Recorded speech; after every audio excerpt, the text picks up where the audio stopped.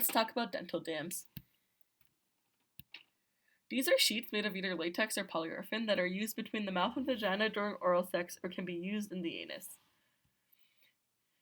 You have to use a new dental dam every time, and it's recommended to use water-based or silicone-based lubricant to prevent the dam from breaking. Don't use oil-based ones.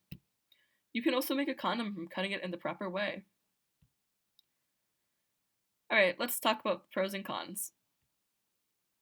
Like all the other barrier methods we've talked about, one of the biggest advantages of these barrier methods is that they prevent STIs. It can also be used either on the vulva or the anus. It's super easy to use and tear resistant.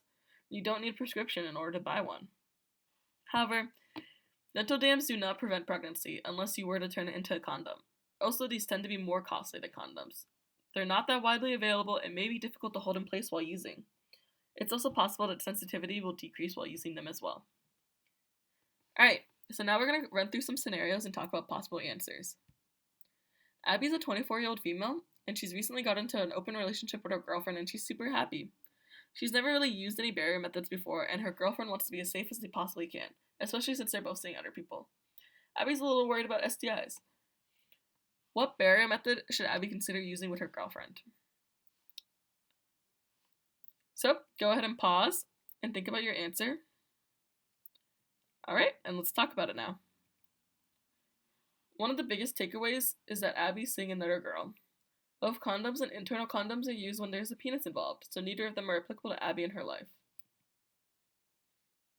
Since Abby is worried about preventing STIs with her girlfriend, she could use dental dams while engaging in oral sex. Alright, let's walk through another scenario. Jessica's a 27-year-old female. She has recently started to see one of her male coworkers and they've been going on dates. Jessica is actually also on the pill, so she's not too worried about getting pregnant, but she still wants to find a way to prevent STIs without stopping during sex. What barrier method would you recommend for Jessica and why? So go ahead and pause, think about your answer. Alright, and let's talk about it. One of Jessica's wants is that she doesn't want to stop during sex, so that eliminates both condoms and dental dams since they can't be put on in advance. Also, dental dams are intended for oral sex, not vaginal. However, internal condoms can be put on in advance, so if Jessica's worried about ruining the mood, she can use these and still prevent STIs. Alright, so that wraps up our barrier methods module. To sum up, our learning objectives, we learned about 3 different kinds of barrier methods: condoms, internal condoms, and dental dams. We've also discussed various pros and cons of them. One of the major pros of them is that all of them prevent STIs and are not difficult to get or use. Common cons have to do with sometimes decreased comfort. By now, you should understand the importance of barrier methods and how they might be applicable in your life.